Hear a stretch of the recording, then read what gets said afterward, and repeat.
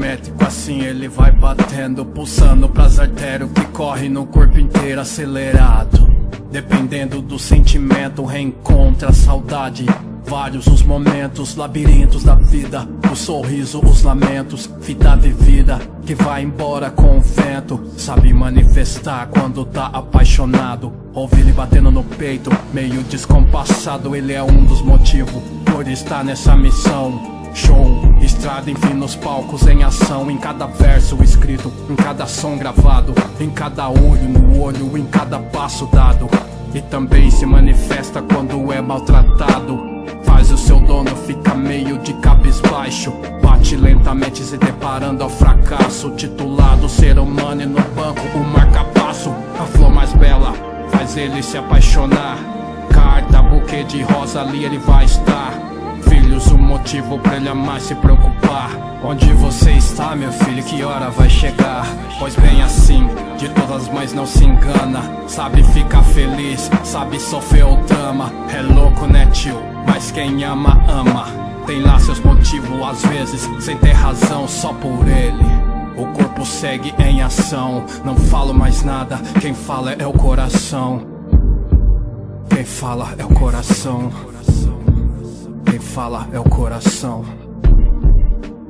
Para a gente entender por que a preservação desse tipo de edifício, como a estação ferroviária, é importante para fortalecer a identidade da cidade, a gente precisa também compreender a importância que tem esse patrimônio para a construção das memórias coletivas da cidade. A gente sabe que a materialidade dos edifícios contribui muito para a evocação dessas memórias. É através da vivência nos edifícios que as pessoas e a sociedade vai construindo e reconstruindo essa memória coletiva, uma memória que é social. Quanto mais a gente puder preservar esses edifícios que fizeram parte da história da cidade, da formação da cidade, das suas transformações, mais a gente vai estimular que as pessoas tenham conhecimento dessa memória e possam ter um conhecimento que é vivo, né, que elas podem vivenciar através da experiência nos edifícios. E hoje, atualmente, também a nossa motivação para a preservação, ela é muito mais cultural e ética, inclusive. A gente busca preservar esses edifícios justamente para permitir que as gerações futuras conheçam também, tenham contato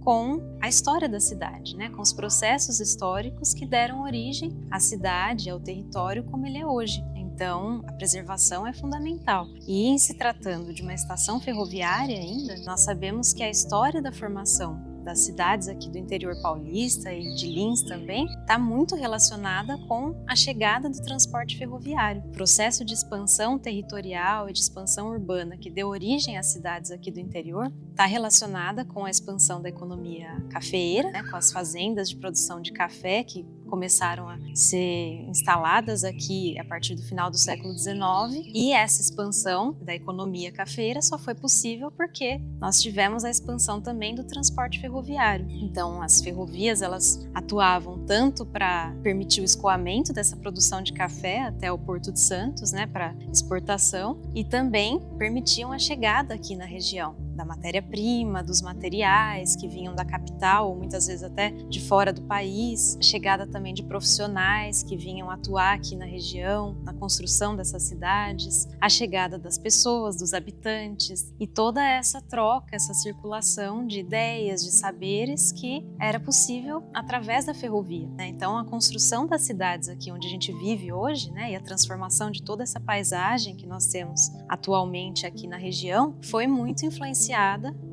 pelo transporte ferroviário. E as estações eram muito importantes, né, porque elas eram o ponto de encontro, né, de chegada e de trocas, de conexões, né, entre todas essas dinâmicas que estavam acontecendo aqui na região. Então, a preservação desse espaço, ela é fundamental para a gente poder ter contato com esses processos que deram origem à sociedade, à cidade como a gente tem hoje. Meu nome é Francisco da Silva, idade 69 anos, e eu entrei na ferrovia, acho que foi em 74, parece. Eu não me engano, 74. Eu aqui em Lins, um dia para cá em 71, para cá, né? Agora, resido até hoje aqui em Lins. Vim para cá com 15 anos, em 71. Fui trabalhando aqui em Lins, até entrei na Estrada de Ferro, né? Que é a rede ferroviária federal, muito famosa pela noroeste do Brasil. Eu saí lá de Bauru e ia para os Campinhos da Estrada de Ferro. Eu passava aqui, eu via a esposa e o filho, não podia parar porque estava em serviço. Tocava um barco para frente.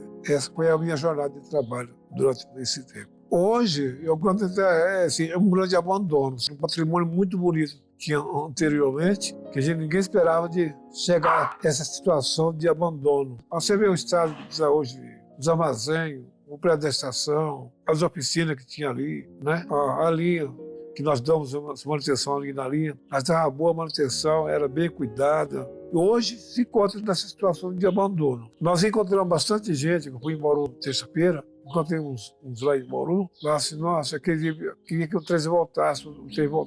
Encontrei alguns aqui também para o trem podia voltar. A esperança nós, ferroviária, era voltar. Vamos ver, né? Tem dia que ele ficava um dia numa cidade, tem dia que ele ficava um mês, tem dia que ficava 2 meses, tem dia que ele ficava só uma semana, tem dia que ficava só 2 dias.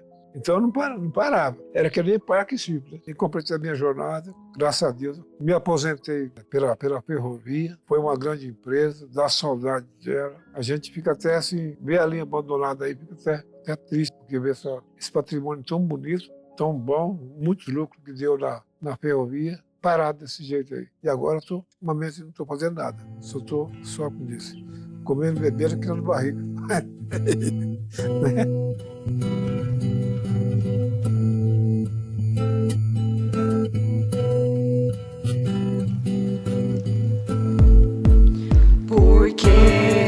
Eu só queria entender o porquê o nosso mundo está tão diferente, e tão diferente,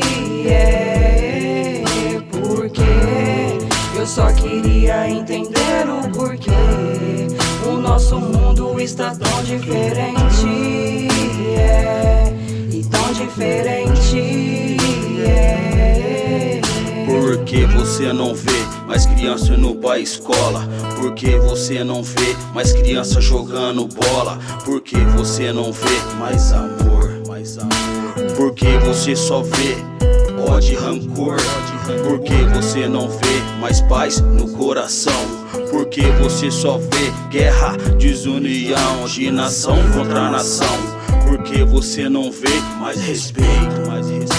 Por que você só vê tanto preconceito? Porque eu só queria entender o porquê. Eu só queria entender o porquê. Eu só queria entender o porquê o nosso mundo está tão diferente, e tão diferente, Eu só queria entender o porquê o nosso mundo está tão diferente, e tão diferente, É tanto porquê que eu não sei te dizer. Por que que o nosso mundo está tão diferente? Por que que ainda tem mulher sendo espancada? Por que que ainda tem criança sendo abusada? Por que que ainda tem racismo no mundão? Por que que tem gente que aponta você sem ao menos te conhecer? Por que que tem mãe que abandona o seu bebê? Por que de tanta guerra? Por que de tanta morte? Por que de tanta raiva? Por que de tanto ódio? Por quê? Eu só queria entender o porquê. Eu só queria entender o porquê. Eu só queria entender o porquê o nosso mundo está tão diferente, e tão diferente,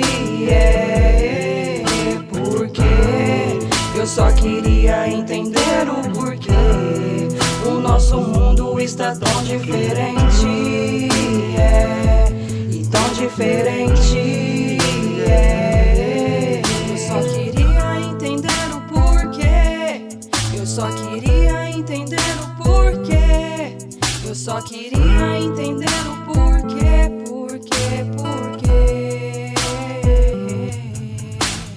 O nosso mundo está tão diferente.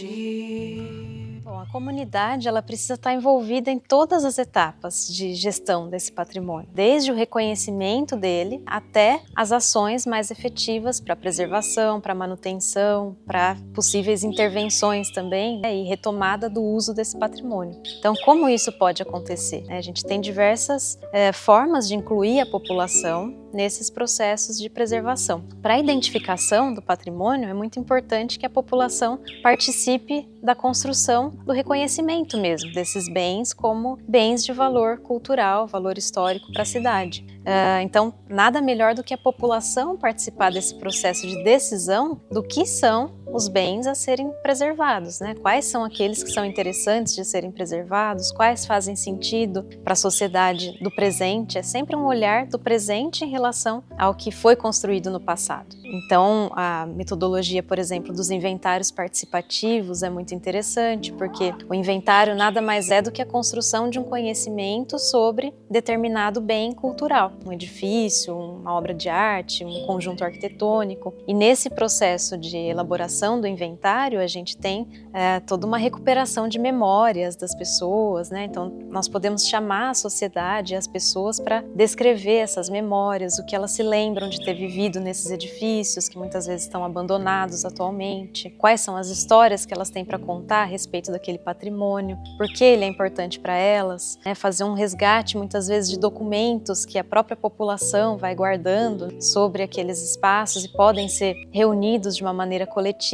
na produção desse inventário. Então, a participação popular é fundamental. E depois também, né, nas outras etapas de gestão, então, na decisão, muitas vezes, do que será feito daquele patrimônio, né, como ele será preservado, como ele será reutilizado, também é importante ouvir a população para saber o que as pessoas esperam daquele espaço, né, como elas poderiam se apropriar daquele espaço de uma forma legítima, de uma forma com que elas realmente se identifiquem com esse patrimônio. E depois também durante o uso, né, desses espaços, a retomada do uso desses espaços, é a população que tem que se apropriar deles, né, fazer o uso desses espaços, cobrar a sua manutenção, a sua restauração quando necessário. Então, de fato, é a sociedade que precisa participar desse processo de gestão desse patrimônio. Eu me chamo Robson, minha idade de 62 anos, né? Entrei na ferrovia em outubro de 1980.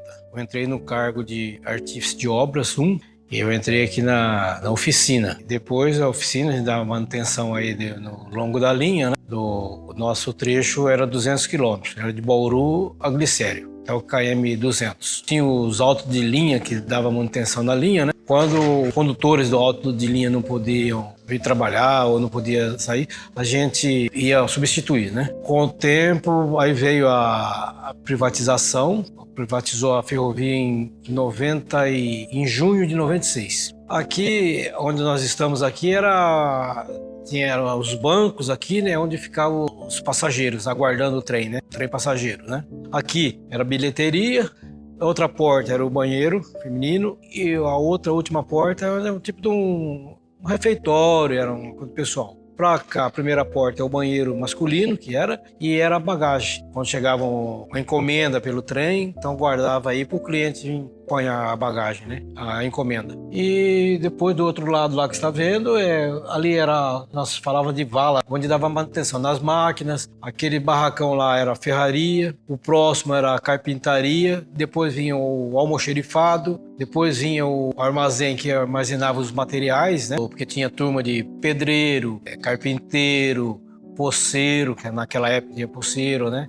Porque no trecho, no longo da linha, tinha as turmas, né? Conserva, que falava. Cada 10 quilômetros tinha uma turma, com 6 funcionários, que trabalhavam na conserva da linha. Igual que entre Lins e Cafelândia, tem 2 turmas, que era Molevade e Paredão. Então, naquela época, tinha poço, né? Não tinha energia, então tinha que ter a turma de poceiro que tinha, né? Ele limpava os poços, dava manutenção, né? Ao longo da linha aí. Tinha a turma de ferreiro, né? Porque tinha o carpinteiro, pedreiro, que dava manutenção nas estações, nas casas dos trabalhadores, né? Então aqui em Lins era a primeira residência. Tinha um engenheiro aqui, né? E o escritório, que fazia a contabilidade nossa aqui toda, né? Que eram muitos funcionários aqui na época. Aqui são um total de 27 casas, né? Aqui em frente era o campo de futebol, lá na esquina, na virada de lá, era o parque de diversão. Ali tinha o parque, tinha o balanço, gangorra, tinha o campo de malha, o de bocha, né? A quadra de salão, o coberto para festinha lá, que era inclusive coberto de sapê. Era muito bom ali. Hoje, quer dizer, não resta mais nada, né? Só a gente mesmo falando o que é para saber, porque não existe mais nada disso. Aqui passava 4 passageiros, 2 que subia, que a gente falava subia, que era Bauru, sentido Corumbá. E lá em Campo Grande tem o ramal, que ia sentido Ponta Porã. Então aqui era 8h20 da manhã, passava o pezinho, que a gente falava, o passageiro, num trem menor. E às 18h20 era o DP, que subia também. Então eram 2 trens que subia e 2 que descia. Aí 10h30 descia para Bauru o DP, 19h10 descia o pezinho que falava. Então de manhã era um trem menor, à tarde era o trem maior. Aí eles diminuíram o trem. Era só um trem que ia e um trem que vinha. Aí depois eles foram diminuindo. Aí o trem só subia na segunda, na quarta, o outro descia na terça, na quinta e foi até que acabou o passageiro. Aí que eles fizeram? Um quadro de funcionário da rede, que era muitos funcionários, eles soltaram o PID. O que vem a ser o PID? O PID era o Plano de Incentivo de Desligamento. Eles te mandavam embora, assim como tivesse mandando embora, te davam os 40% do seu fundo de garantia e mais uma porcentagem. Teve muitos funcionários que na época achou que era muito dinheiro, saíram, sugou muito o quadro de funcionário. Aí os que ficaram, o que aconteceu? Igual falaram, veio uma ordem que não era para ninguém sair pro trecho, era para guardar todo mundo aqui na estação. Todos os funcionários de todos os setores do pacote tem presente. Vieram 2 funcionários de Bauru, aquilo estava de funcionário aqui, chamaram aí, todo mundo falou, pessoal, isso eu me lembro, teve pai de famílias aí que chegou a chorar no dia. Olha, infelizmente nós somos mandados, os nomes que eu for chamando estão desligados da empresa. Aí foram falando.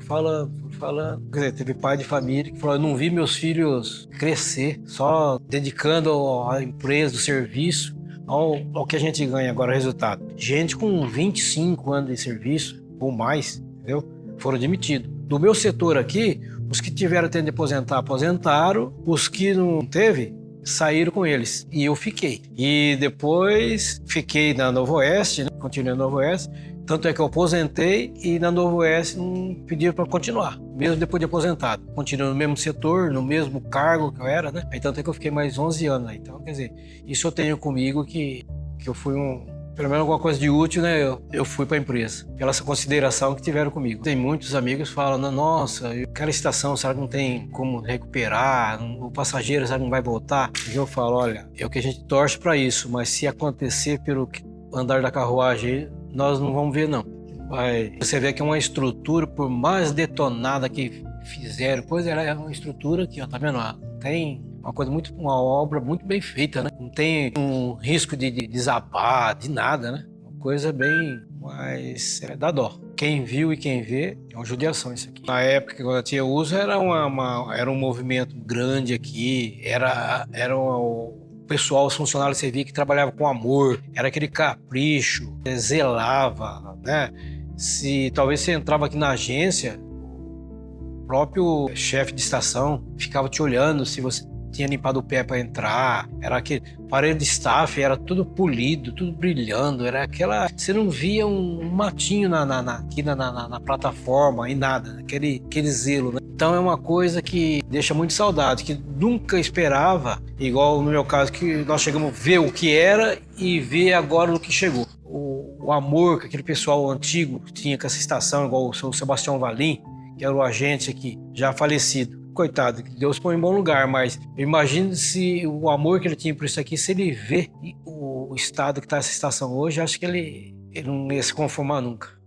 Bom, Um projeto de reabilitação, motivação para esse projeto é a adaptação do patrimônio a um uso diferente daquele para o qual ele foi concebido no início. Então, por exemplo, uma estação ferroviária que hoje está desativada, ela precisa passar por esse processo de reabilitação caso se queira dar um novo uso para esse espaço. Então, repensar toda a questão espacial que vai proporcionar um novo uso, as instalações, os complementos que esse edifício vai precisar para poder atender a essas novas funções. Então, o desafio de pensar a reabilitação é justamente trabalhar com usos, primeiramente, que sejam compatíveis com esse edifício que já existe, porque a motivação para a preservação é justamente a manutenção da essência daquele espaço enquanto valor histórico e cultural. Então, trabalhar com usos que sejam compatíveis com o espaço é fundamental. Então, os desafios do ponto de vista técnico, eles dizem respeito a essas adaptações e ajustes que precisam ser feitos com relação à acessibilidade, a instalações elétricas, por exemplo, instalações para prevenção e combate a incêndio, melhorias,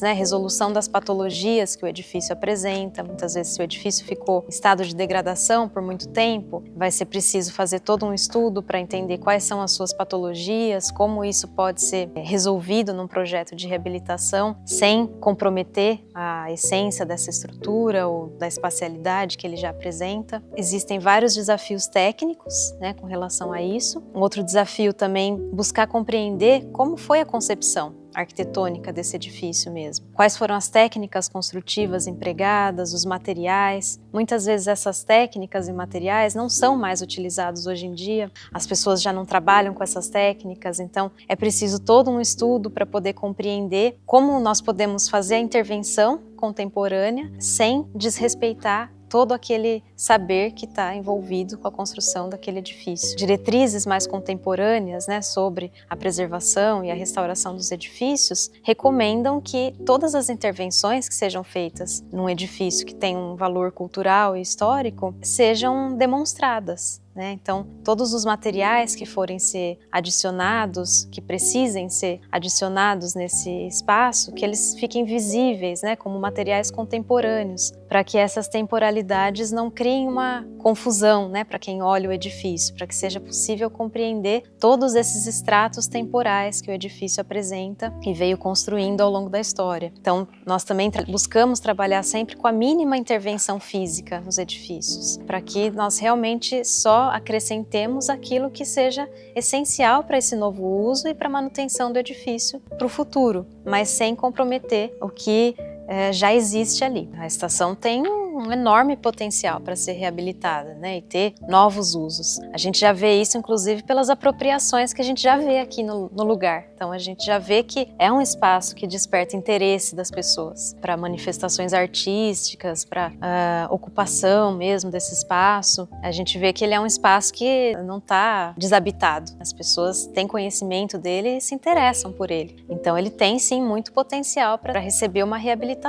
Também é um espaço que está localizado numa área da cidade que a gente percebe também que está em desenvolvimento. Então, tem vários loteamentos e bairros que estão sendo criados aqui, que estão sendo pouco a pouco cada vez mais ocupados também. Então, é uma área um pouco mais distante do centro, que muitas vezes carece de equipamentos relacionados à cultura, ao lazer e aos encontros da comunidade, da sociedade. Então, com certeza, é um espaço que tem um potencial cultural muito forte, social muito forte também, para atender uma demanda aqui da região que poderia receber uma requalificação enorme se a gente tivesse a implantação de um equipamento aqui, de um novo uso nessa estação. E também o próprio edifício, nós percebemos que ele tem um potencial de ser reabilitado. A gente percebe que, apesar do estado de degradação que existe aqui no edifício, principalmente na cobertura, ele pode ser trabalhado de uma maneira interessante. Então, a degradação que existe aqui não é um impeditivo da reabilitação. A gente ainda tem as estruturas em geral e a essência do edifício bastante preservadas. Então, isso também favorece uma ação de recuperação aqui das instalações desse edifício para que ele possa receber novos usos. Eu comecei minha trajetória como artista no ensino médio, junto com uma amiga. Ela me contou que tinha uma oficina na verdade, a gente ia fazer de mangá ainda, na Casa da Cultura. A gente foi para se inscrever e não tinha vaga. E aí tinha a alternativa de artes plásticas. E aí a gente entrou. E no começo, assim, era algo muito novo. Desde pequena, assim, meu desenho era um desenho mais infantil, mais simples, né? Então, no começo, assim, tinha um pouco de receio de não ficar muito bom. Mas o professor, né, o Dejair, ele era muito atencioso, né, com a gente, com todo o pessoal que ia lá para as aulas. E foi um processo que me pegou muito, né? Apesar de não ser algo que, quando eu comecei, sim, eu tinha uma paixão, né, de seguir aquilo. Depois, durante as oficinas que eu fiz, foi algo que mudou totalmente a minha visão do que eu queria para mim. Assim, o que eu desenvolvi até agora foi muito por experiência própria e contato com a internet, né, vendo algumas técnicas e testando, né? Tudo para mim foi teste. O processo criativo, ele acontece de uma forma primeiramente muito visual. Então, primeiro eu não penso necessariamente no sentimento que eu quero passar, eu penso no que eu quero passar visualmente, né? No que as pessoas vão olhar e no que elas vão ver. E aí depois disso entra o sentimento, né? Ao longo desse tempo, né, pintando, eu tenho gostado muito de retratar o cotidiano, né, o dia a dia. Eu gosto de retratar isso porque não é algo que a gente vê tanto e para mim é muito singelo, né, ter esse olhar, né? Poder retratar o cotidiano de uma maneira simples, que eu tenho contato, para mim é uma coisa muito rica, assim, no processo criativo. Tenho como referências também, inspirações, muitos artistas negros, né, que eu consigo ter contato pela internet. E isso é muito importante para mim porque nas escolas, né, nos lugares que a gente vê arte, a gente não vê a representação negra. Para mim, ter esse contato com esses artistas é muito importante porque minhas artes também parte disso. É porque eu quero poder ser essa referência negra para as pessoas saberem que a gente também faz arte, né, e que é uma arte diferente. Eu acho que a minha pintura pode transmitir um olhar que traz um pouco mais de valorização para a estação, né? Porque eu acho que a arte consegue trazer esse olhar, né, mais curioso, mais atento aos detalhes, né? Então eu acho que, sim, talvez as pessoas, algumas, né, olhando para a estação agora, não dão tanto valor, né? Mas talvez com a pintura elas consigam ver algo mais bonito nela, né? É diferente das pessoas que trabalharam aqui, né? Porque elas enxergam, acho que a estação com outro valor, né? Elas tiveram a vivência. Desde quando eu sou pequena, né? Eu já morei aqui na São João, né? Nesse bairro, mas eu não tenho, assim, recordação da estação, né? Assim, coisas boas. Então, a estação nunca foi um ponto muito importante, assim, que me influenciou, assim, no bairro. É diferente, né? Porque eu enxergava, assim, a estação com um valor, sim, menor do que as pessoas que trabalhavam aqui, né? Então, a estação, assim, pra mim, morando aqui no bairro, era um ponto neutro, né? Eu não conseguia enxergar, assim, a história que isso aqui tem, né? Assim, esse patrimônio, né? Então, é diferente, né? E agora estar aqui é diferente, porque eu consigo ver de outra forma, né? Ver de outra perspectiva, né? E acho que é muito importante a gente conhecer, né, a história dos lugares, né? Ver por outra perspectiva e entender que foi algo de muito valor, né? Que teve uma história importante, né? Mesmo que ela tenha mudado ao longo do tempo, eu acho importante resgatar. Acho que a arte tem muito essa capacidade, né? A gente pode, talvez, trazer até como uma fotografia. Querendo ou não, é um registro de uma imagem, né? De um contexto, que pode ir tanto para algo, de repente, bonito, né? Mas é muito relativo, né? A beleza. Quanto para algo que não seja tanto, né? A arte, ela consegue trazer vários sentimentos. E eu acho que, sim, ela é um recurso muito importante para essa preservação das imagens. E é um trabalho manual, né? Um trabalho manual que leva tempo, né, que leva material e que leva também o olhar do artista, né, assim, como ele quer representar, né, como ele quer preservar aquela imagem. Ela tem um papel muito valoroso nessa preservação, né, assim, de representar, assim, as coisas. A gente sabe que o artista, ele não é tão valorizado em vários aspectos e ser artista também tem que ter muita coragem, porque é praticamente, às vezes, uma vida, né? Pra ele fazer sua arte, né? Pra ele chegar nos lugares. Então, é todo o tempo ali criando, né? Trazendo as coisas pras pessoas. Né? E, às vezes, até mudando, né? A perspectiva das pessoas, né? A visão que elas têm, assim, das coisas. Então,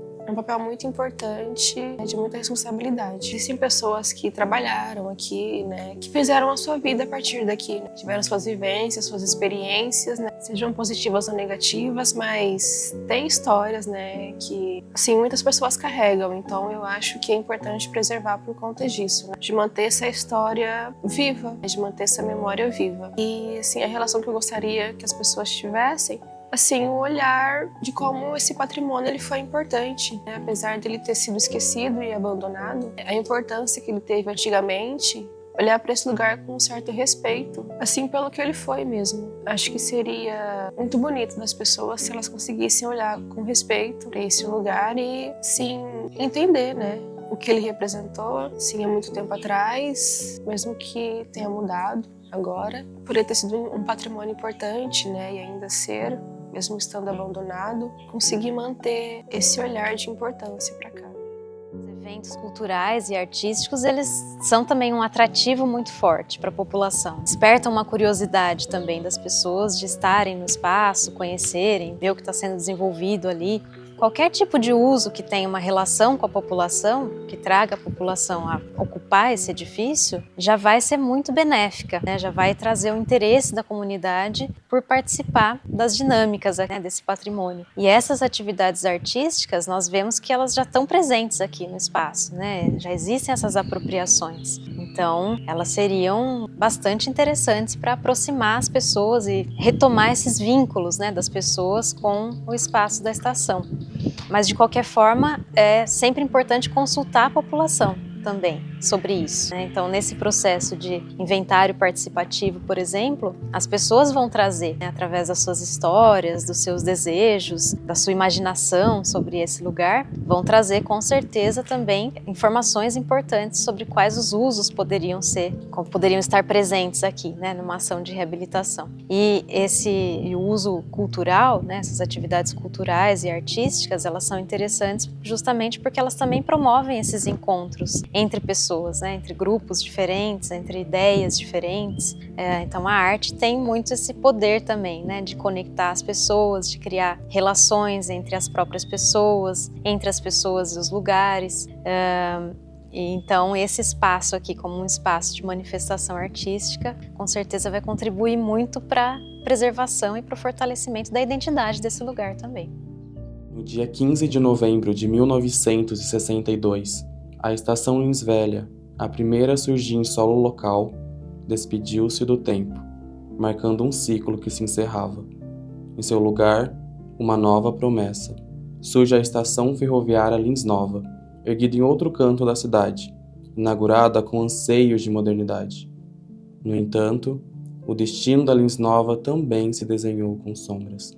Em 1996, após 34 anos de histórias e memórias entrelaçadas em suas paredes, ela também encontrou silêncio. Nos arredores, vagões esquecidos carregam o peso da ferrugem, texturas que contam histórias, marcas do tempo que escorre, misteriosos e poéticos. Os trilhos contornam, marcando o contorno do tempo, como veias que pulsavam, vida e movimento, num ambiente que respira memórias e promessas de um passado vibrante. As pichações se espalham pelas paredes, telas de um diálogo urgente, onde cada traço é um grito, um convite à reflexão. Essa estação, testemunha silenciosa, aguarda seu momento de renascer. Um espaço repleto de potencial, onde a história e a cultura podem florescer novamente. Mas até lá, ela permanece. Um momento a qual se foi, um chamado à preservação, um lembrete sutil da beleza do nosso patrimônio, um eco que ressoa na memória coletiva, pedindo, implorando para ser valorizada e lembrada.